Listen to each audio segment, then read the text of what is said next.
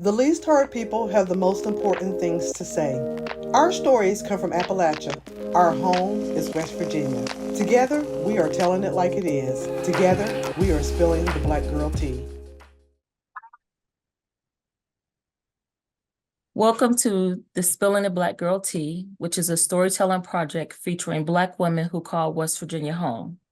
I'm Anitra Hamilton, and I'm your host for today's episode called Learning and Leading, in which we will discuss the challenges and joys of our experiences in education and how we were formed as leaders. To tell you a little bit about myself, I was born and raised in McDowell County, West Virginia. I attended West Virginia University, where I received a bachelor's degree in psychology, biology, and nursing. I currently work in Morgantown, West Virginia for WVU Medicine, and I'm involved in many community activities in my town. I am a member of Alpha Kappa Alpha Sorority Incorporated. I'm the president of the Morgantown Kingwood Branch NAACP, and I'm a recent appointed delegate to the West Virginia Legislature representing District 81. And so now I'm going to invite our episode's conversation partners to introduce themselves. And we're going to start with Dr. Florida Montgomery. I'm Florida Montgomery.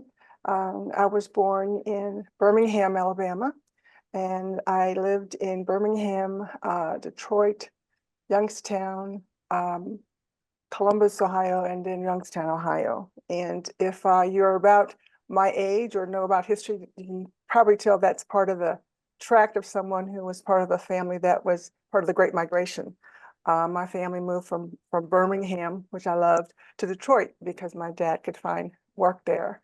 And then he moved to Youngstown when the car factories went down right around the recession, and to get a job in the steel mill. And then steel mills went down. And then we never got to leave Youngstown. My father became ill and we stayed in Youngstown as opposed to moving back to Birmingham, which is really what I wanted to do, where we had all my family was there. In Youngstown, I graduated from Rand High School and went to college in Youngstown, which is now Youngstown State University, majored in English with minors in Spanish and journalism.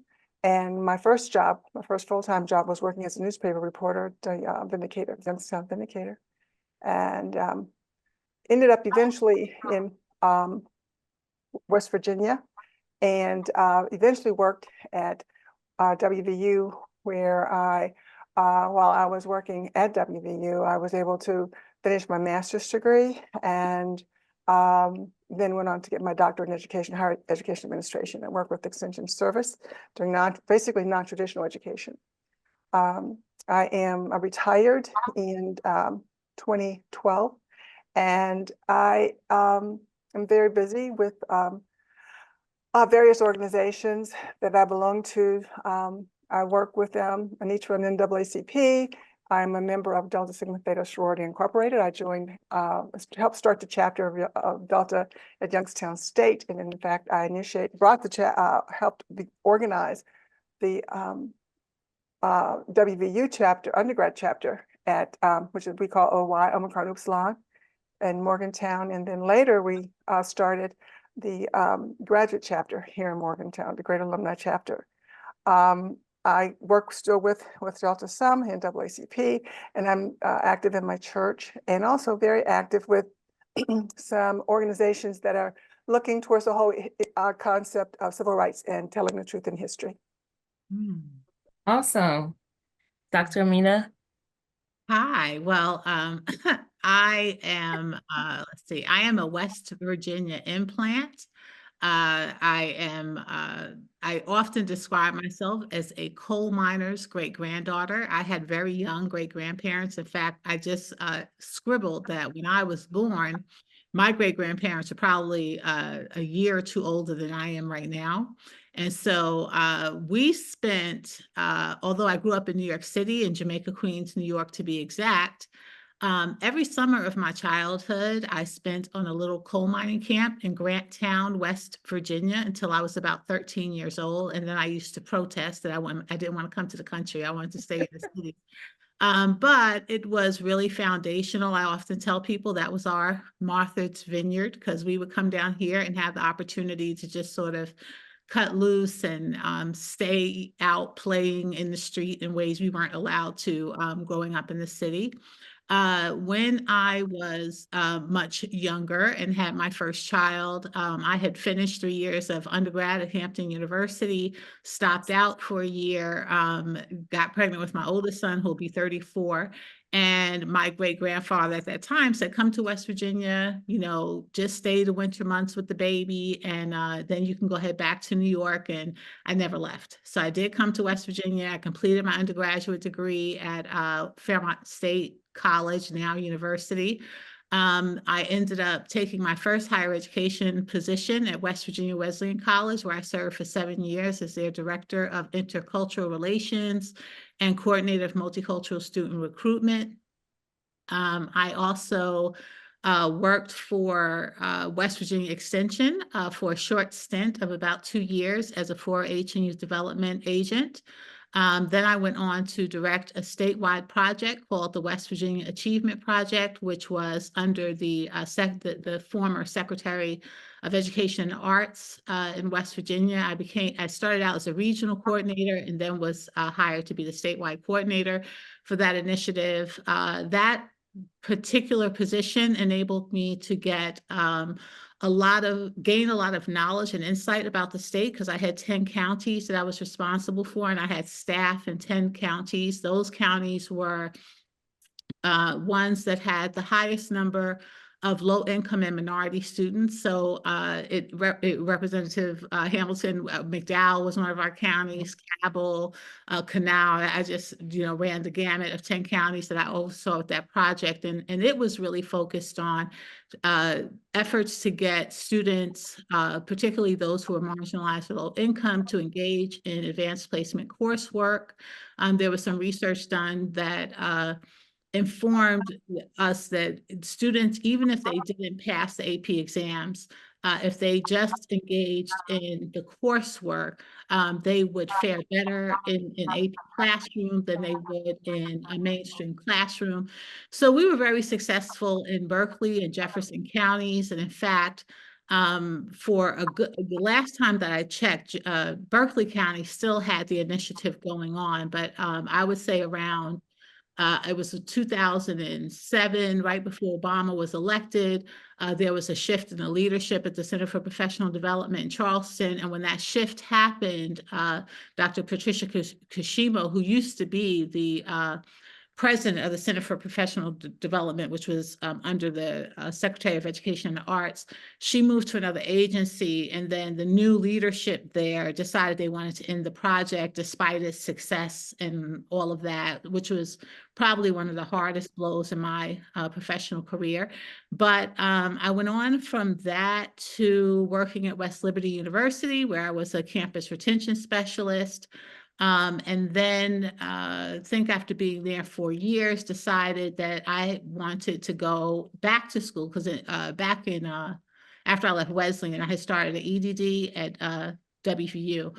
That program went on an indefinite moratorium when I was looking to get back in. And so I was told I had to reapply to do their PhD program in higher ed, which I did. So I came back in 2013. Finished that degree in 2017 and was hired by WVU as a faculty member in leadership studies. So I did that from 2017 until 2020, when I was invited to join the Advanced Center, which had just been institutionalized by WVU as a permanent center. My own research has centered around one of the initiatives of the National Science Foundation's advanced program, which was Advanced Advocates and Allies. That initiative was focused on getting men involved in gender equity and STEM work. And so that was really the focus of my research. So in any case, I had started working with advanced as a doc student. And even when I became a faculty member of leadership studies, I joined their team. They have a research team that is more interdisciplinary. And when they institutionalized the center, I was asked to come on board, maintain a 9-month faculty position appointment. So I have an appointment as assistant professor of practice and to be the assistant director of the Advanced Center. So I've been in that position since 2020. And in 2020, I think we started to have conversations in the aftermath of George Floyd's execution and Ahmaud Arbery and all of that, the campus in response to that very tumultuous summer.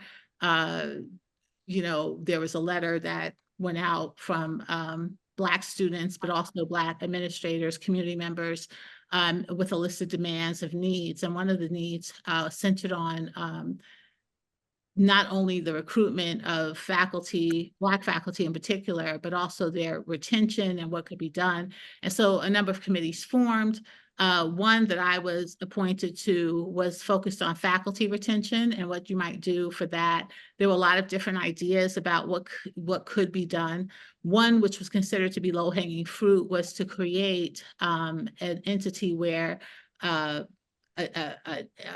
let's say, organization where faculty could be intentionally connected, faculty of color, and that network could be a place where faculty could find not only academic or professional support, but also cultural support. Because the presumption was that somehow faculty of color would find each other, and what was actually happening through some pilot research that the associate provost had done, and that the faculty diversity committee, the faculty senate diversity committee had done, indicated that was not happening. A lot of things weren't happening, but one of the things that was not happening, that there was the presumption was happening, is that folk were connecting and making these generative connections. That wasn't happening.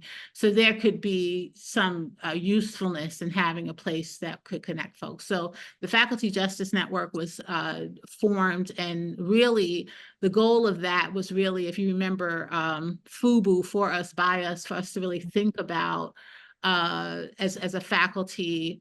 And we were always inclusive in our thinking about staff, because we perceived that the needs of WVU faculty were not terribly different, particularly faculty of color, from the needs of WVU staff, right? And also its graduate students.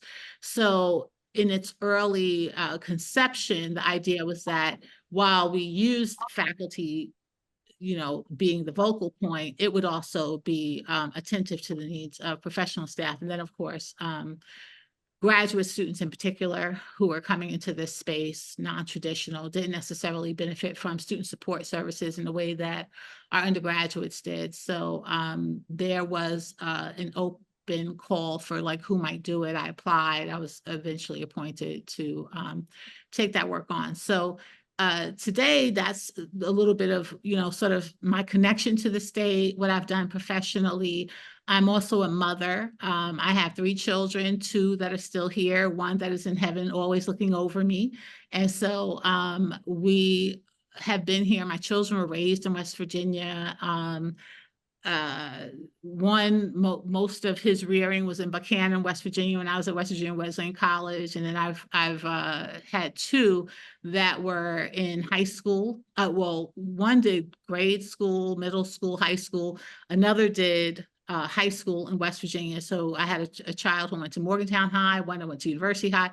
So I do have some insights too from the parental lens on the experiences of raising, Black children, in my case, in the state. And so I am also a member of Delta Sigma Theta Sorority Incorporated. I actually came through, I was one of the first initiates of the Greater Morgantown Alumni Chapter that Dr. Montgomery was a part of founding. And so I'm here in the community. It's an interesting life for me at this point, because I'm probably figuring out of course, I lost a child last year, just kind of figuring out my space and what I'm going to do. But I was just sharing with the group before we came on live that, having been away, I did some travels to Louisiana recently, and I was thinking about how much I really love West Virginia and how much I miss about the state and, its beauty. I think over the years, I've lived in Buchanan, which is Upshur County. I've lived in what is it? Wheeling, Ohio County, Marion County, and now, of course, being here in Monongalia County. I've worked throughout the state. As I just said, I had 10 counties I was responsible for. So I've had some interesting experiences throughout the state with different people. I love West Virginia. It was good to me when I was a little girl. It's been good to me as an adult in terms of being able to get a really good education here and also, go into a career path that has been meaningful to me. So I'm happy to be here and have more to share as we move on. Awesome. And both women have done tremendous work in the community, and I know I have been blessed to be able to work with both of you and to glean off of your expertise and knowledge and wisdom that you guys have paved the pathway even for me. So I'm really blessed to be a part not only of this conversation, but just some of the great works that both of you ladies do. So let's begin our discussion just by sharing some of our experiences growing up as Black women in the education system. And that education system may not be, because I know we all didn't grow up in West Virginia, but what were some of your experiences growing up as a Black woman in the education system? Dr. Florida. My early years in the education system went back and forth between the North and the South. I would go back, which used to be a tradition. In some ways, you experienced that. Amina, you're in the North, and then you go home to see the folks in the South, and for the summer. And so I would spend a lot of my summers in Birmingham and visiting relatives like farther down in the Tuskegee area and so forth. But I did go to school off and on until the 6th grade, off and on in Birmingham. And the experience there of being being surrounded by other Black children, having Black teachers, was different from coming into the North and being in schools that they weren't integrated so much as it was a working class neighborhood. And so there were Black and white kids where I was in Youngstown at one point. And I was aware of that. And also the difference I had white teachers there, and that was a difference in the perspective. There was a sense of community that I felt in Birmingham as a child that I could see wasn't in Youngstown when I went to Youngstown. I was too little in Detroit to be aware of that. But I was when I went back and forth between Youngstown and Birmingham. And the issue of being protected, of knowing people, of the teachers, knowing the teacher knew somebody who would talk to your family or whatever, people watching out for you. The one thing I remember about being in Ohio was always feeling like I didn't really belong. And I think that was for a variety of reasons. We had family that lived there, and they moved away. So at one point, it was just my mother, my father, my sisters, and I that were in Youngstown. And so I always blamed it on that, not having family around.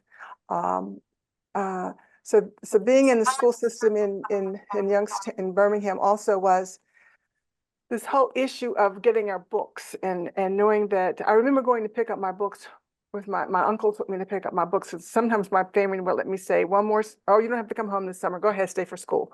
And we went to pick up my books, and I can remember that so well because this not animosity, but this almost disdain when we had to go to this book place to get the books. We weren't buying the books, I don't think. We just had to pick them up there. I can't remember, but I'll never forget the woman's face. And of course, all that was run by white people, And so that was this feeling of not really being wanted to be in that space to pick up my books and take them back. And I don't know what else happened, but as a child, you have these little blotches of memories, And being back and I came back into Ohio, it was the same kind of thing in Youngstown. It was working class community, and it was a mixture of white and Black kids and all white teachers when I got to school there. And not the feeling of being welcomed or valued or being protected. And I remember that feeling of being a kid in school and seeing that difference between Birmingham and Youngstown, Ohio. And on my way out from sixth grade on up into graduating from high school, it was this continued mixture of, because I went into the college prep program, and I remember being also not being expected to be there, that kind of thing. At ninth grade, I walked into my college prep class, and I got to the class early, and the teacher was there, and she said, is this the class you're supposed to be in? I said, yes. And she said, let me see your schedule. So she took my schedule and looked. Well, sure enough, I was supposed to be in her college prep class, only Black kid in her class. So that's the kind of atmosphere that you kind of, went through during my high school. It was the same thing. I went to Youngstown State, and as one of the few kids at Youngstown State that were Black kids, it was the same kind of thing. You would feel as though you're here, you're not welcome here, you're not good enough to be here. Why are you here? And it was always this atmosphere that you were dealing with. So I remember leaving high school, and I was telling someone recently, we were standing in at Stamp Auditorium when we had our big graduation ceremony. And I remember some of my friends they were crying. I thought, why are you crying? I am so glad to be out of high school. So glad to be out of, because Rand High School was a public school, and it was at the very, very, you have to go up this hill and hill and hill and hill to get there. And at the top of this hill, it was this strange mixture of very well-to-do kids and middle-class kids and poor folks, and I lived in the project at that time. Like, by the time I got to high school, we were living in the project. And so here I was mixing with kids who went away at Christmas for ski trips. It was the weirdest thing to be in that situation. And not ever feeling comfortable. The only time I was comfortable was when I was in band, and we had a fantastic band teacher, Mr. Anderson. He was a white guy, and he was very nice. He believed in music. He believed in kids' instruments and playing and giving private lessons. You come early in the morning or stay after school or whatever. And he gave his whole life to band and the kids. And so he was the high point, I would say, of my high school education. What about you, Dr. Mina? Yeah, so as I said, I grew up in New York City, in Queens, and it was interesting because you were making me think back to my grade school years would have been in the mid 70s, and I remember that a lot of my young friends were going to public schools, like to the PS schools in our neighborhood. My mother was very adamant that she didn't want me. I was the oldest. I have sisters who are 5 and 6 years younger than me, and then I have a sister who's 14 years younger than me. But my mother enrolled me in the local parochial school with Seventh-day Adventist.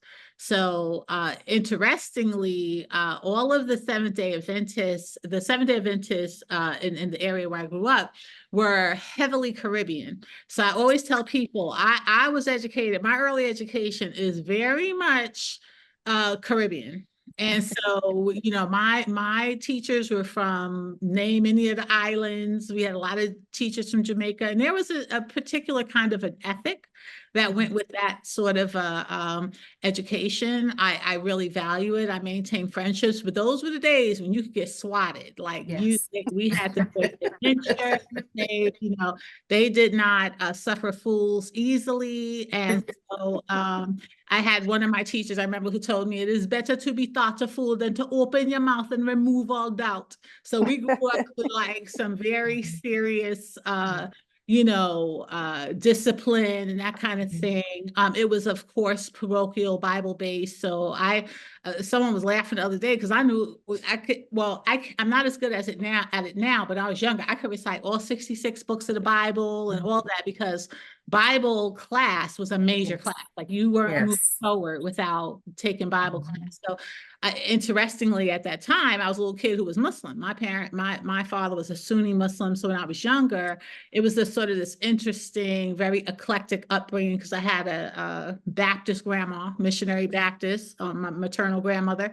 I had a West Indian great grandmother who was Catholic. So my father's people from Jamaica and Cuba. So it was like a very eclectic sort of thing, which I think added to a lot of sophistication. And I tell people that about young people, the more they're exposed to, the more that they learn how to move in different circles. Because I knew who I could be with one grandma, and I knew what the other grandma didn't put up with.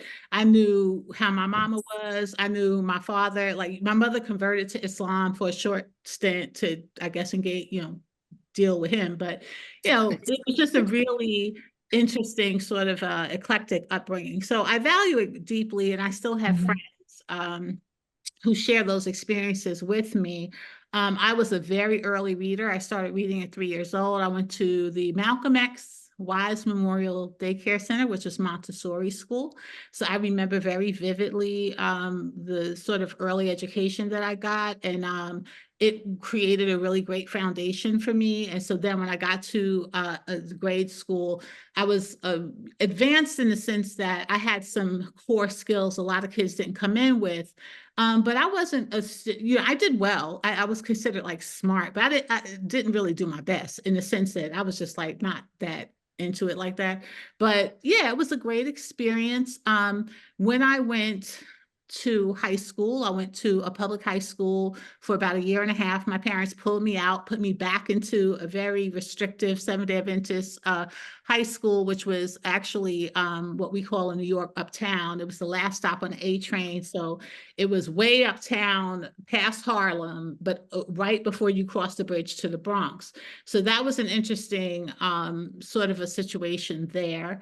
Again, it was Seventh-day Adventist, but I enjoyed. They don't believe at that time, no dancing, no makeup, no jewelry. I was always violating the rules because I'm a bit of a rebel. I get that from my father.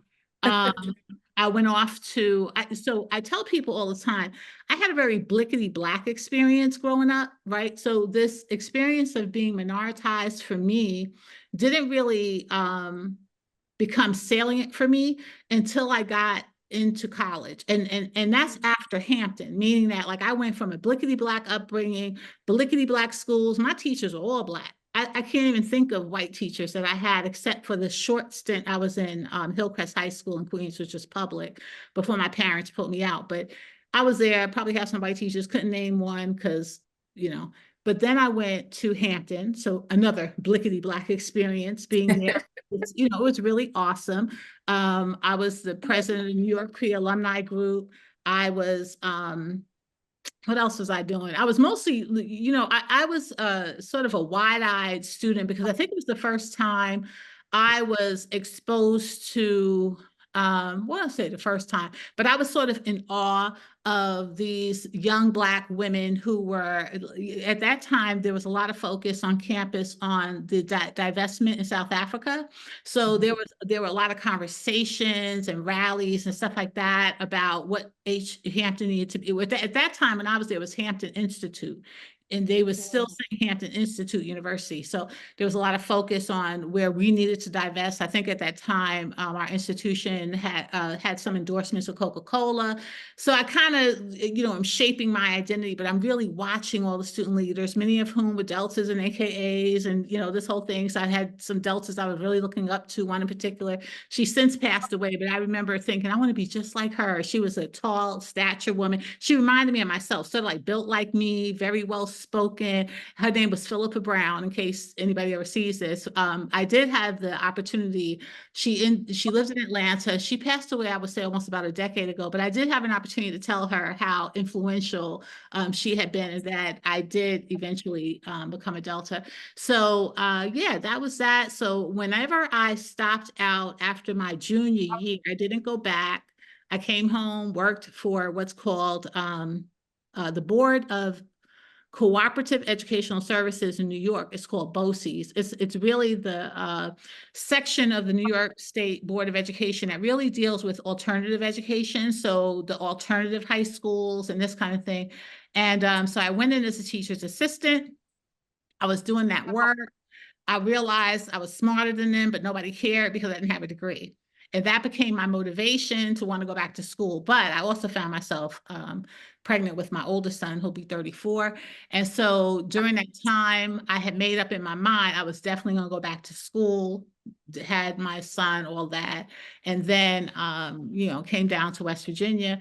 This was the first time I found myself in an environment where I was the only Black person. Because at the time that I enrolled at Fairmont State, I never did a fact check, but I know while I was there, I was the only Black English major. So when I went into that first English class, even though I had grown up blickety Black, had parents who were very politically involved, like in the 60s movement, all that, it occurred to me that all of the noise that came from society about being inferior and white people being, superior, somehow that noise still had come into my ear. So when I got into my first English class, I remember the American novel, Dr. Poston was teaching it. I remember feeling this strong sense of intimidation until they started talking. And then I knew I was smarter than most of them, meaning that I didn't feel any intimidation, like how they were responding. I started raising my hand. I realized, oh, they are definitely smarter than me. So, that was a great experience, but it was my first time really being in that predominantly white experience. So I've always felt very grateful that I had such a blickety Black experience, because it really did create a foundation that I had a strong sense of self. And then in that environment, I was able to excel and become a student leader. And I think being on a predominantly white campus, I think when I first started, that was right around the time that Rodney King had happened, the beating of Rodney King. And we were protesting on campus, and I started it because I was like, we should have a protest.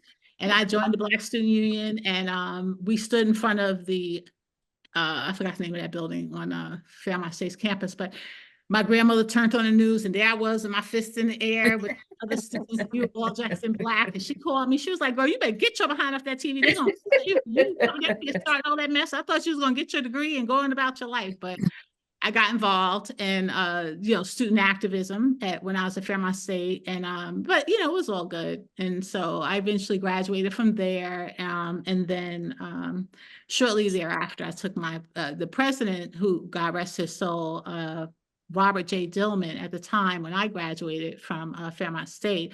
We had cultivated a relationship in part because I was leading sit-ins in his office and stuff. But he liked me. He was from Brooklyn, New York. So when he found out I was from New York, we would have these conversations. So he became what I would consider to be one of my sort of distant mentors. Like, he checked in with me, he listened to our list of demands. I think he responded to like 3 of them that he caved to.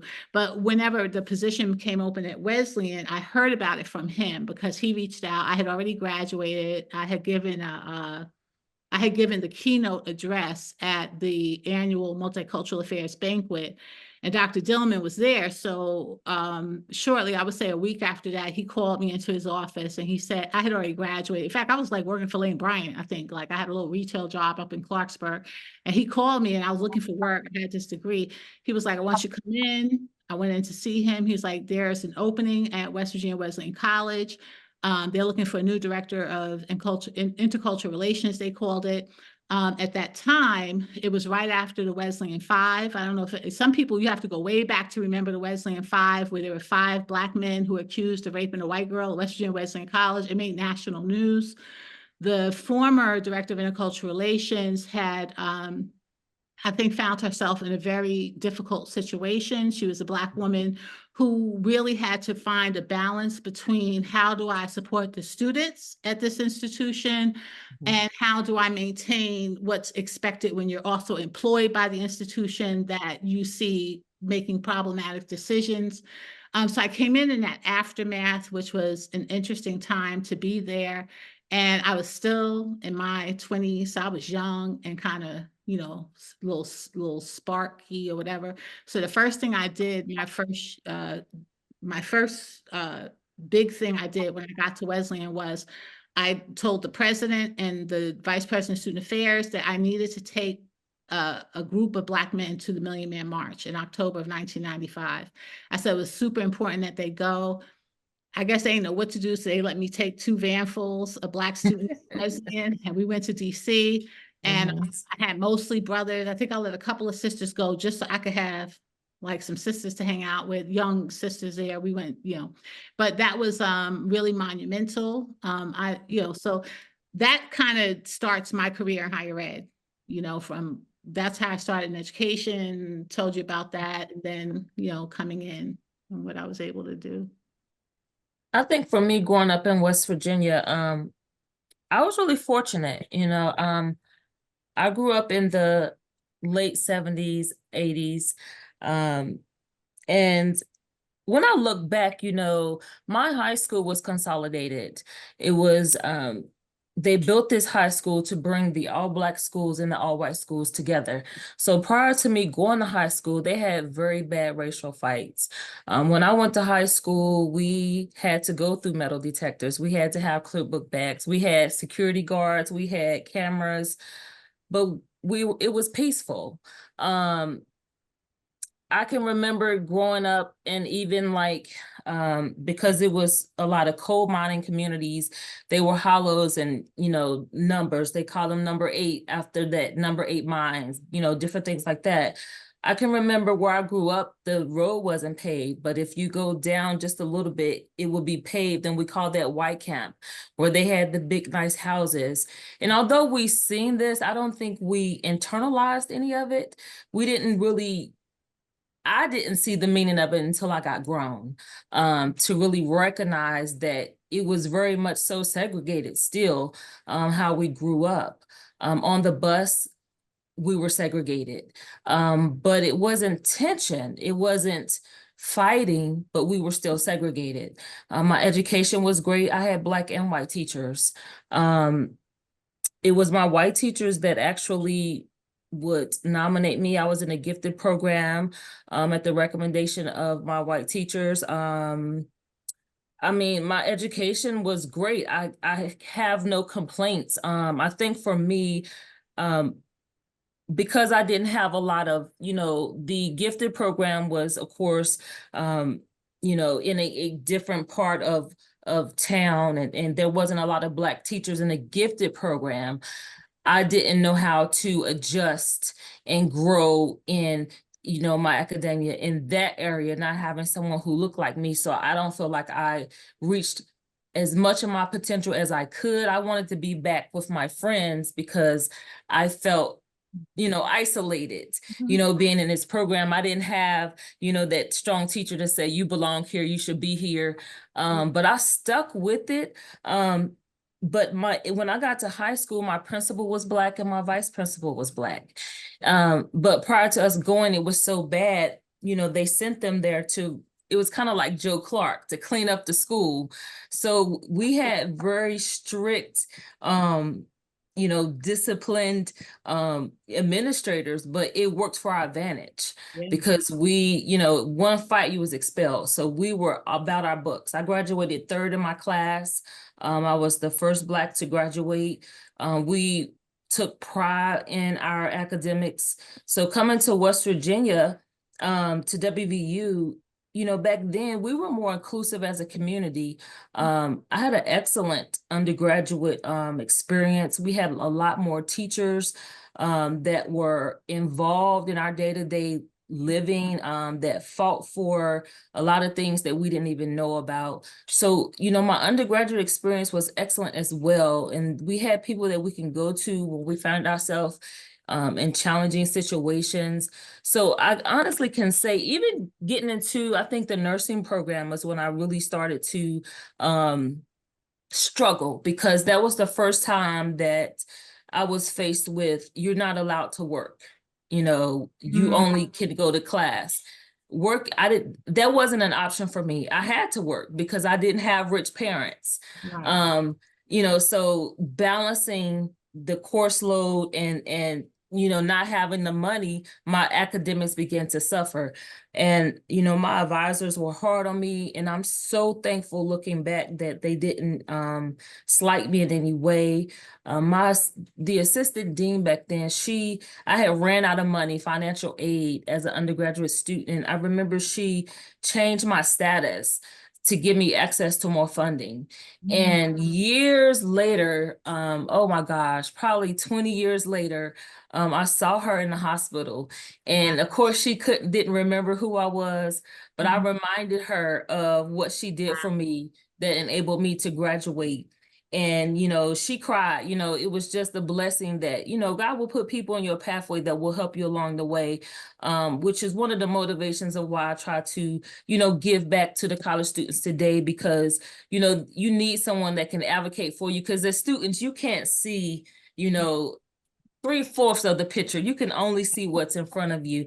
But so my education experience was amazing. I'm still close to my freshman class that came into college. We're all still close. We all still get together. WVU has come a whole nother family, for me. So I'm very grateful for my experience, which leads me to the second part of how do we compare our experiences growing up to what we see today? Because it's such a contrast of, and some similar, of experiences of, education and what we experienced versus what we see happening today in the classroom, as far as what's being taught, what our kids are going through. And even Dr. Minnie, you talked about it, creating spaces to help retain, recruit staff is becoming more difficult and more challenging. Dr. Flea, you talked about not feeling a part that still exists today.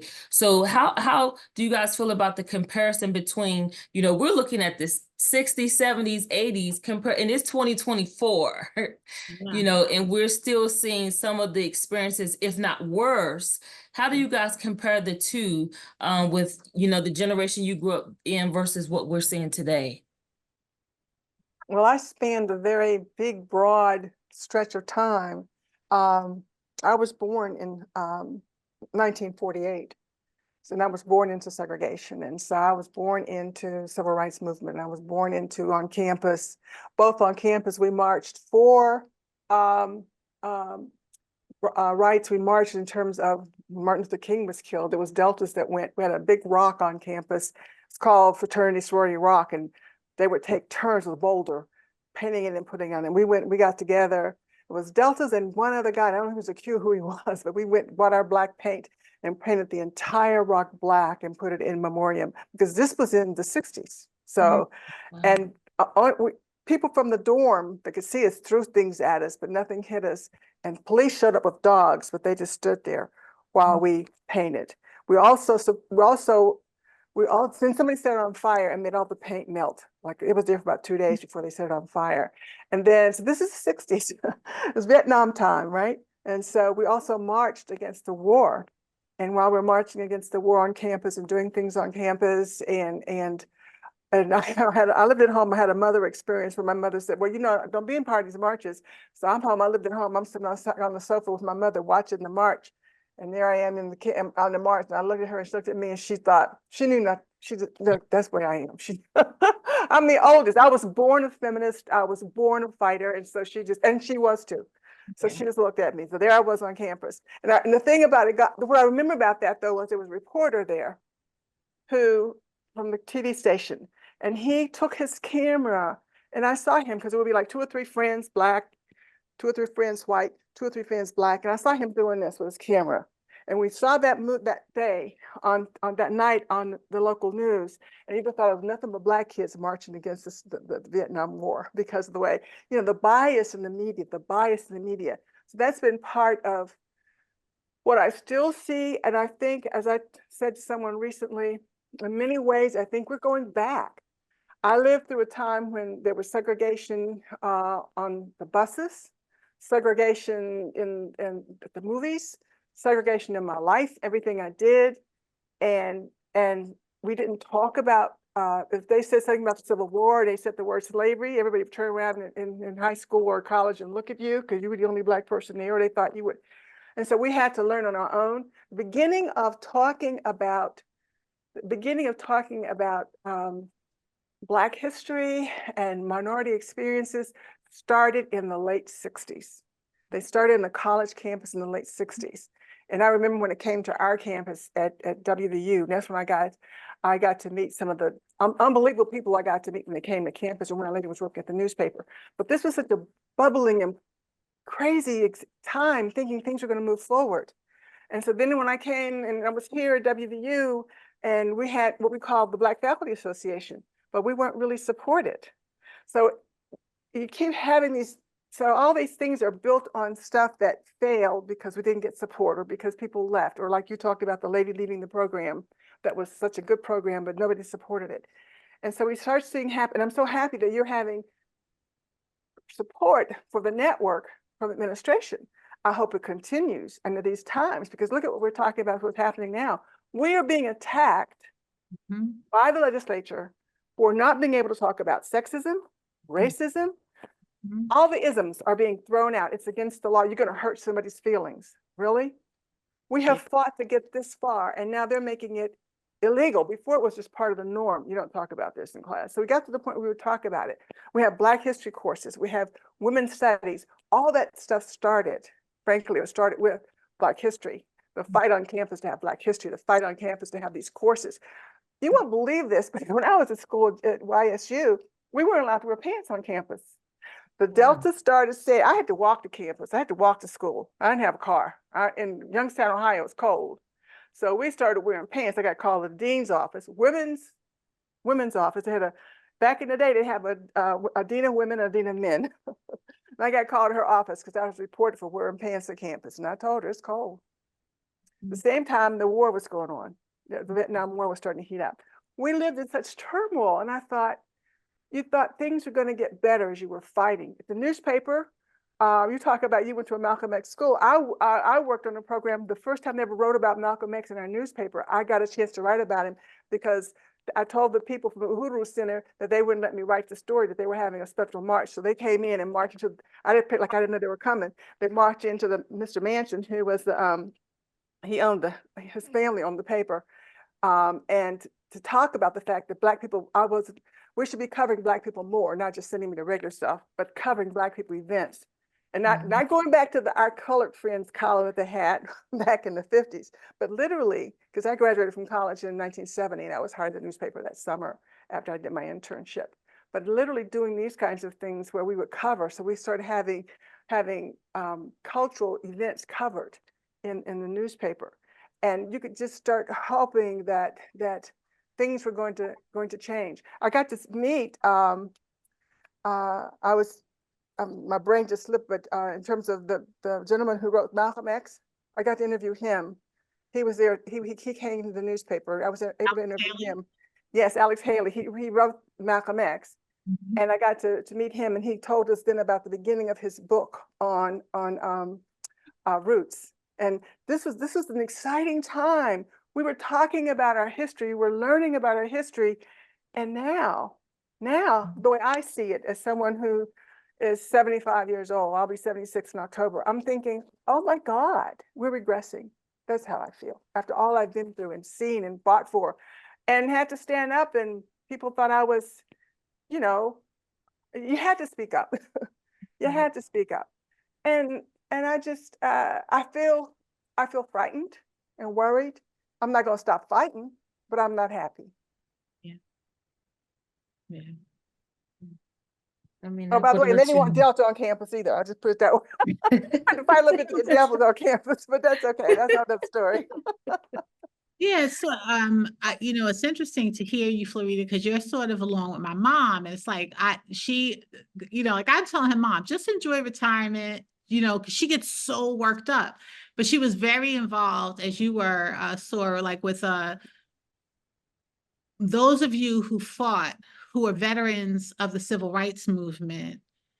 My mother says she is so disheartened by what she sees as the apathy of the generations that followed, and she thinks it has a lot to do with they never had to fight for it. So they were born into a lot of rights that they had that were fought for by previous generations. So sometimes they'll take a position of, well, I'm not going to vote, or I'm not going to do this, because they did not fight for, they just have always had these things. So she's very adamant about, activism and this sort of thing. There's an interesting thing I think has happened too, that the way, there was I had posed this question with certain groups about what does it mean to be Black anymore. I felt very clear about that when I was coming up. When people talk about the Black community, who specifically are you talking about? What does that ultimately mean? And I think that there are a lot of things that when you are in the context of particular kinds of struggles, there's a great deal of clarity about who's Black, who's being oppressed, so to speak, who's being marginalized. And there's an opportunity within that experience, that collective experience, to really sort of generate the kind of momentum that causes the kind of consequential activism that we've seen in the past. I think there's a lot of ways in which, I remember when I was early on teaching multiculturalism, we always talked about individualistic cultures and cultures that were more collectivist. And we would always say, you know, Black cultures are more collectivist. I think over these decades, there has been a lot more individualism that has crept into the community, where we've started to really adapt a lot more Eurocentric ways than we may have realized, like where people start to just become concerned about me and mine. Well, if we're doing good, we're straight. Like, you know, people, that sense of community has, I'm not going to say it's totally dissipated, but I think there's a sense of like this individualistic, well, listen, me and mine, I'm going to look for this. I'm not going to be like, you know, the community, the parameters. There's a lot of attention to, you know, there's these kind of Black folk and there's these kind of Black folk, and I don't belong to that kind of group or whatever. So a lot of focus on or adaptation of a value system that has not historically been maybe how we thought of ourselves. I mean, maybe this has always existed, but maybe it's more pronounced now. I listen to you say that. I'm thinking about being in Birmingham. One of the things you'll hear people even older than I am say that we lost some of that. A lot of things happened that kind of caused that, for that disintegration. I mean, and it isn't just us. Remember Bowling Alone, that book, that whole thing. But the idea of segregation in the South called for us to be together. Mm-hmm. So you would have, you know, down the street from you might be somebody who was a teacher, and so somebody else may be a nurse, and somebody else, like my uncle, worked in the factory, and we all went to church together. And all these different churches have this mixture of people. And it was there was this feeling of community, a real feeling of community around so many different things, and it was really different kinds of. Now somebody may have had a couple blocks over may have had a different kind of house or a bigger house, but it was still, you had to live in a certain section of town, period. Mm-hmm. And you could only do so much with your money, period, because to get a loan to do certain things, you had to be white, you know. So and people always said, you may have heard this. People say that integration in some ways destroyed the Black community. You may have heard that phrase. Yeah. And when you hear that phrase, that's what they're talking about. Yeah, it's interesting you talk about that, because my very first paper in doc school, I titled it A Legacy Lost. And what I did that year was, I had to write this paper for my American education class, and I decided it was the last year that the Dunbar High School, school, it had been a middle school. At different times, it was different things, but it was the last year of the reunion in Fairmont, and I knew this. And my grandmother went to that high school, and I think you know, that I'm going back, I started doc school in 2013. So this was about 2013, 2014, somewhere around there. They had their very last reunion because they felt like everybody was dying off. So the paper that I did for that class was focused on people who had been who have had the experience of being in the segregated school and the desegregated school. So I interviewed people from Fairmont who fit into that category. And what inspired the research was that during those years when I moved here, my son was very little, I went back to school. I was driving from Grandtown to Fairmont with my grandmother, and I was taking an African history course with Dr. Ed Cabell. Well, I called him doctor. I don't know if he ever got it, but for me, I think the title doctor means to teach, and he was a phenomenal teacher. So I think I was talking to my grandmother about things, and I was talking to her. Now she had gone only to the 10th grade, but I remember she said, "Shh." I'm not gonna say. She said, "She."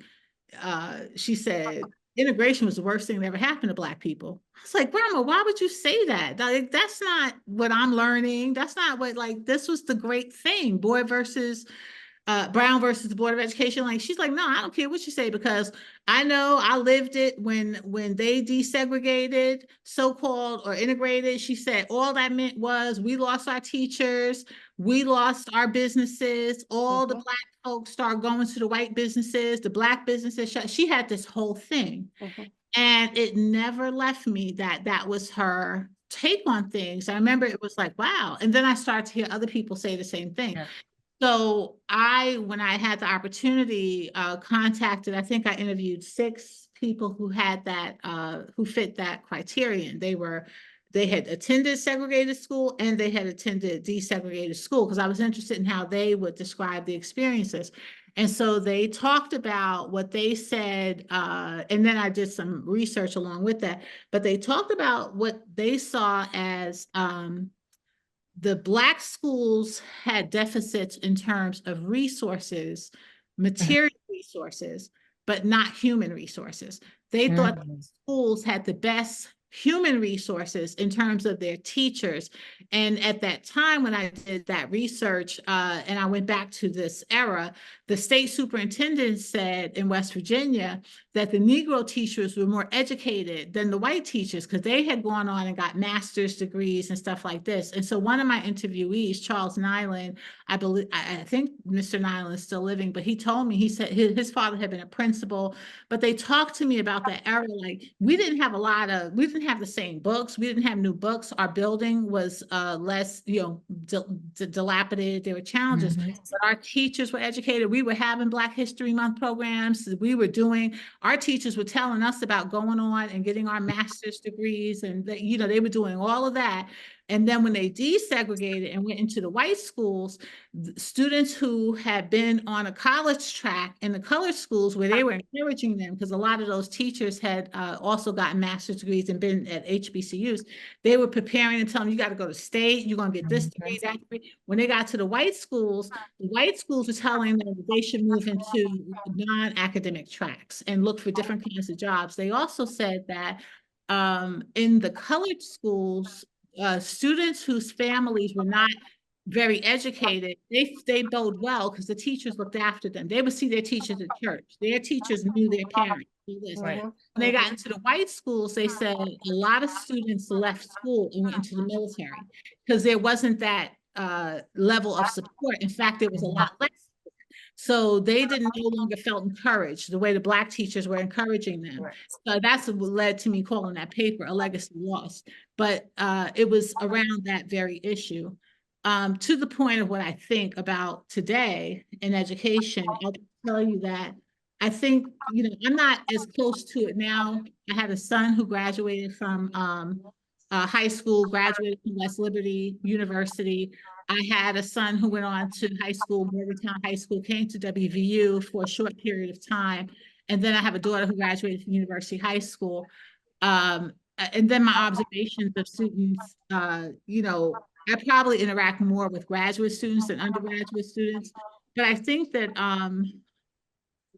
the kinds of support that I even remember when I was at Fairmont State and I would come to WVU, the kind of people, like I remember when I was a student at WVU, well, maybe I had actually even, after I graduated from Fairmont State and went to Wesleyan, and I was a director of intercultural relations, I was working a lot with the Center for Black Culture Research here. We put on Black leadership conferences together. I was working with Dr. Catherine Bancole. It was the era of Sibir and Hakeem. I mean, we were doing some amazing things, collaborating and having these awesome events.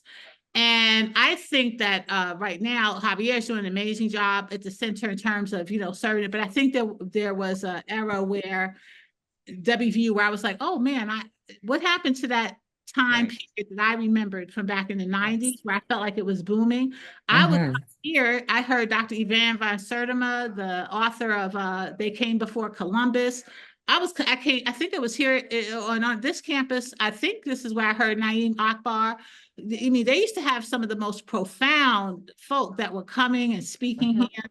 And I was away for a while for a tenure, like I had other work and I was in the northern part of the state, but I felt like there was sort of a drop off that happened. And I think that when you get into a space, sort of maybe where we are now, where there's more tension and there's not as much security to be in that space, like not a lot of other people, everybody has a sense of like, not really sure what you can say. We had to deal with in my work now. Well, we got to change the name of this. We just did a book with Rutledge, and Rutledge is telling us, promote the book, send the stuff out about the book. And we got pushback not to promote the book because we're dealing with issues that our state Senate is hostile toward. Yep. So it's this weird space where I feel like people are just trying to hold on until they could be elsewhere. Yeah. Honestly, I hate to say that, but Well, also I can look back and I can see there were things that were happening when we had the president who created the Center for Black Culture and the support that it got and the budget that it got.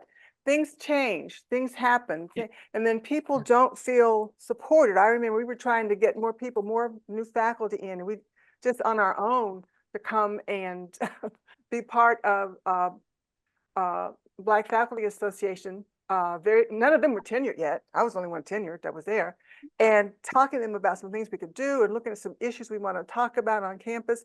And somebody showed up from administration and felt like her job was being threatened and literally said, well, you're trying to take away my job doing these programs. We said, no, we're just trying to, and those young people never came to another meeting. yeah, Absolutely. I think it's interesting when you brought in that concept of one, individualism and the perspective of integration. I think that is eye-opening and worthy to be further explored. I think that is profound. And I think is dead on because I can remember growing up, if there was a fight, we all ran to it. You know what I'm saying? And today, not so much. And even working in the legislature, I find myself advocating for Black and brown children that don't have a name, that don't have a face. And interesting in comparison to how you spoke of growing up in the discipline, because we were paddled, growing up in school. Our kids are still being disciplined, but it's just our kids. It's just Black and brown kids. And that was something that I consistently fought against in the legislature this year, but not so much the physical discipline, but trying to keep extra police out of school because I know who's going to be arrested, trying to make sure that our teachers are not able to carry guns in school because I know which kids are going to be shot first, so fighting for Black and brown children who are disciplined the most, as well as those in poverty, those that are homeless. The discipline didn't stop. It just, like you said, the support changed because with integration, we lost teachers that look like us. And I think it's important. I could remember in those strained times with the center and talking with people in administration, one of the suggestions I told them was like, why don't you contact a HBCU and ask them, have them come in and teach some of your staff on how to nurture, our Black and brown students because they're not getting it. Your other students are getting nurtured. They are getting the opportunities for internships and our children are not. And I'm tired of hearing they don't know how or they're unsure, then teach them. That was something that I, brought to them that it did happen. But I think that concept of integration with the loss of our culture has had a profound effect upon our students because that concept alone, I think, has a direct effect with faculty retention, faculty, recruitment, as well as our student retention and recruitment, which then lends to who gets scholarships, who get money, so these concepts affect, their experiences on campus. And another thing I think, which, I think leads into, our last topic as we, round out our evening is the creation and formation of Black fraternities and sororities. You know, all of us, I'm a member of Alpha Kappa Alpha, and both of you are members of Delta Sigma Theta. And, you know, being a part of a Black Greek letter organization, you know, the role that, you know, sororities would take in our lives, you know, whether joining in undergrad or whether joining in the graduate chapter, the role in helping in the formation, the creation, the support of, you know, being a Black woman.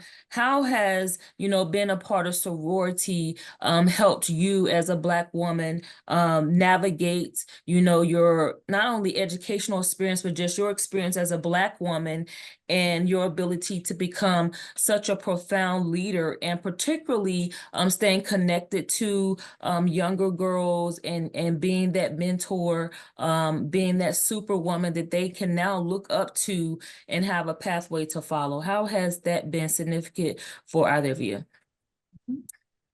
Well, for me, my introduction to Delta was through church. There was a woman in my church. I was at the time I was a Baptist. I'm Episcopalian now. At the time I was a Baptist in Youngstown, and Lorene Hill, God rest her soul, she was tall, and so she carried herself with such dignity and spoke with such authority. And it was through working with her. Well, first, I want to say my mother didn't get a chance to go to college, but my mother would have been a fantastic Delta because she's the one that introduced me to service. She's the one that said, you should go up there and tutor someone. That little boy named Pedro, I was tutoring him, but I think you could tutor him all year and just take it over. So my first time was in high school, I was tutoring an elementary student in reading. So that was my beginning in service because of my mother, and she had her own. When I was older and she was old, she had a girls group. So I grew up in an atmosphere of working and serving children and helping children. And with Mrs. Hill, she was our Sunday school superintendent, and she was the one that next thing I knew, she was having me do things in church that I didn't feel like I could do. And so when I went to, there was never any doubt in my mind I was going to be a Delta because this was a Delta. This woman was a Delta, and that was what I was going to be. And it was a matter of, and I didn't even know anything, but because being where I was, living at home, going to college, living at home when I went to college, this whole concept of sororities or parties or whatever, no, it was sisterhood and service and the things that we did and the women that I met on campus. And so there were graduate Deltas in town who'd gone to other colleges, and who then working together, we were able to get our chapter started at Youngstown State in 1968, February 1968. And it was there through, because it's always, you have fun in the sisterhood, but it's about serving, it's about the community. And I'm going to say here now, for those who don't know, the first thing they did in 1913 after Delta was formed was they marched in the Women's Right to Vote March in Washington, D.C. And we must note that as Black women, they still had to fight because they had to be put at the back of the line because the white women wouldn't let them march. But we always point to our first service, our Alpha chapter, Delta Sigma Theta, went in the Women's Suffrage March. And when we celebrate anniversaries, that's one of the things that we reminded, that service is important. So you do service whether or not you're in a group. You work in other organizations, like one of the organizations that, when I say I work with NAACP, NAACP is one of Delta Sigma Theta's national partner. We have an alignment with NAACP. We have alignment with other groups too, but NAACP is someone we expect to work with. Do our work in the service within our own organization, a chapter if we can. If we can't, because we're small or just by ourselves, we find groups that we can align with and support them to support the community. So it's been a part of my life, and it will be, because it's been who I have been. It's because of other women that I am who I am, and I try to help wherever I can, including when I was advisor for Delta on campus until, I forget, when was it I finally stepped down? Sometime in the early 2000s, I think. I can't remember the exact year, but 2003, I think, I'm not sure. But it's just part of what you do. It's part of what you do. And any group you're in, if they're young people, you try to help because it's what we do. Yeah. Absolutely. So it's interesting for me because I think everyone, when you think about Black sororities, BGLOs is what I meant to say. There are different reasons why any of us have chosen the organizations that we've chosen to be a part of. So sisterhood, scholarship service, in terms of Delta's Creed, they're very similar missions in terms of all of our organizations. But I think there are things about our individual ones that help to underscore the reality that we are not a monolith. So there are certain little differences between us, which may lead me to have identified very heavily with Delta Sigma Theta. Some of it is part of a legacy of Deltas in my family, women who impressed me as Deltas, the desire to do service, which honestly, growing up, there were things that was involved in the service before I knew definitively I would ever be a Delta. So there are things you could do. But I think for me, in terms of benefits, certainly like when I was at West Virginia Wesleyan College, it struck me as director of intercultural relations shortly after becoming a Delta myself, that there is a gift that our organizations bring, especially in predominantly white environments, to the college developmental years. So I had young sisters before we founded the Sigma Chi chapter of Delta at Wesleyan, who were Black women, who were first generation Black women, who were coming to college, who were on this predominantly white campus, seeing, sorority, whatever they saw in terms of sorority, but who did not have a context as I did, like for understanding that you had a whole, cultural group of different organizations.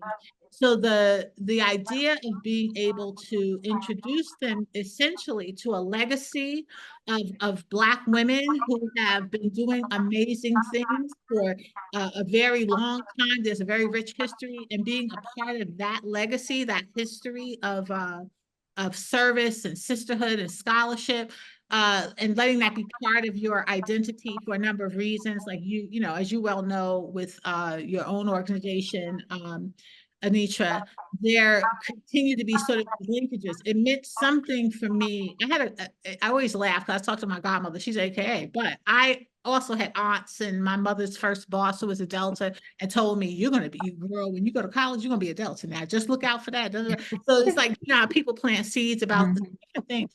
But I think that what's been important in my understanding is that, like, in addition to service and that kind of thing, there is this very important way in which I think we can network. So you're a Delta, but you're also part of D9. So there was a sister I knew at Hampton who was a Delta. She actually had crossed on a line my freshman year. And so we stay connected through Facebook. But when one of my sorors, Stephanie House Nyamke, came here, Janice called me. I mean, we haven't seen each other since the 80s, but she called me. She keeps up with me on Facebook. She's like, oh, this soror's here. Look out for her. I called her immediately. I made sure, what are you going to be doing? What do you need? Here I am. You are not alone. Da, da, da, da. There was this amazing sense of like, how could I help her? So there are things about when people say, well, why you could do that without being in a sorority. You can. But it's something now, like when I look around, if I think I want to be someplace else, I check out where are the sorors, what's, who could that automatically creates a first network to connect to. Right. And, when I say we are not, even within our organizations, we're not a monolith. There are different kinds of folk, but it is a starting place, a place of shared values, tenets, fundamental things. I think as time progresses for all of our organizations, there are going to be challenges as the world changes to how we look at certain things that historically, I was told by my sister, she's a new member of our organization, there's certain perspectives that they have. So I think that there are ways in which we'll be challenged to grow, but I think we're well suited for those conversations, and there'll be ways that grow us and, some ideas. So there's a lot of benefit that I think I've talked to when I was coming up. I didn't encounter in my grade school years, aside from I have my grandmother is a Delta. She's 99. She'll be 100 in January. And she's been in my life since I was 7 years old. So she was a force. She was in the chapter with Bertha Pitts Campbell. She was one of our founders. She was a force. So we kind of always had this awareness, but what I think I took away is just sort of being exposed to what it meant to be part of, and it kind of it creates a standard bearer, like how you carry yourself, thinking about, oh, I'm a Delta. I have to, I can't just go around any old kind of way because I don't just represent myself. Some people may stay away from organizations for that very reason, but I think it can be a great way to hold yourself to a certain standard in your life. Like I have to be cognizant of the fact that when people see me, people who are aware that you're a Delta, whatever, it means something, that there's you don't want to diminish that. You don't want to take away from that. You want to always hopefully enhance that. And I don't think that's a negative legacy to pass on to these generations of women coming along.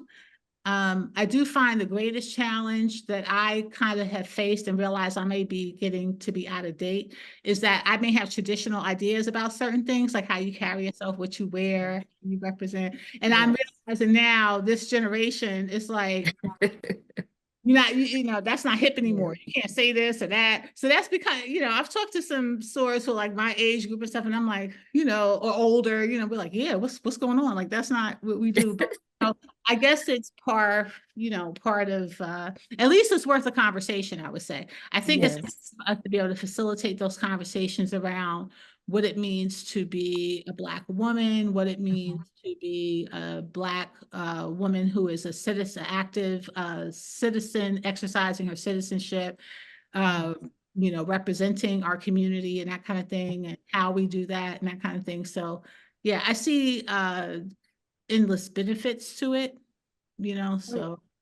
I think, one of the most powerful things about, all of us joining sorority is the fact that, we're college educated. And I think people lose sight of that, is that, we're college educated and we all have a goal of enhancing, the sisterhood. And, I know a lot of times, we'll have, our little rivals, but, I'm very intentional in extending my sisterhood across all boundary lines. And, I always, I'm very intentional on telling people how much your cake flies, Dr. Amina, the good work that you have done here. Even you created the room in the library, and that was named after one of my sorority sisters. But just us being intentional on creating those bonds that will build up other women is so important, because as we can see, and as we talked about today, how we can lose sight of that, and we can lose sight of our values, our cultural values, and it has left women diminished. We can just look on the internet and just see how some of the ways that we were brought up, just it isn't the same today. So being connected to something bigger than you, and having that standard that you can live up to, that I live by that motto. Representation matters on every level. It really matters. And having the opportunity to be trained, being a part of sororities isn't just about letters and calls, but we actually have trainings. We actually have intentional initiatives to have impact in our communities, and we make significant impact. And when the time comes and when duty calls, we band together because we are still one. And I love that. And just thinking about how we talked about that individualism and what integration has done really blesses me to see how we're coming together today. Because when the time calls, we come together, and we know there is power in our community. And I would love to see us get back to that. I would love to see our numbers grow, because when we really band together and push, no matter where you put us in the line, whether we're in the back, front, middle, we make impact. And, I am proud of that. Whether it's an AKA, a Delta, a Zeta, Sigma, Gamma, Rho, I'm very proud of how women have grown up in sororities and are really shifting narratives on larger scales. And we can see that today. So I'm immensely proud of both of you ladies, the work that you ladies do. Definitely my sheroes. Definitely pave definite paths for all of us to follow. I always stand in awe of the wisdom that you guys have, and just the tenacity to continue to fight, being that torch that is shining sometimes in dark seasons that we have had here. So we definitely appreciate, what you guys have contributed to West Virginia, to West Virginia University, to the students, to our lives. You have enriched us greatly. And, the things that you have went through has not been in vain. So your Black girl magic is doing its thing. So I appreciate both of you joining us for spilling Black girl tea. So as we wrap up tonight, again, we want to thank everyone for joining us. And on behalf of Dr. Florida Montgomery and Dr. Amina Anderson and myself, thank you for listening to Spilling Black Girl Tea. We invite you to check out other video episodes, which will be on the YouTube channel for Justice and Jubilee, and their podcast episodes, which will be on the Accidental Tomatoes podcast. Again, we thank you for joining us, and you guys have And thank you, And Delegate. thank you. Thank Yes, you, Delegate. Delegate. We're so proud of you. We are very proud of you, and you are also our shero. And we thank you for all the ways in which you have served in this office, but prior to in our local community, and also your leadership on campus in the Women's Council, all of the wonderful things you've been doing for so long. I mean, you're not new to this, you're true to this. And so I thank you for who you have been, for your unwavering support and your acknowledgement, but you are truly Black girl magic in action. So I definitely join my colleague and Sora Florida in just celebrating you and thanking you for what you've done. Thank you. We are so grateful for you.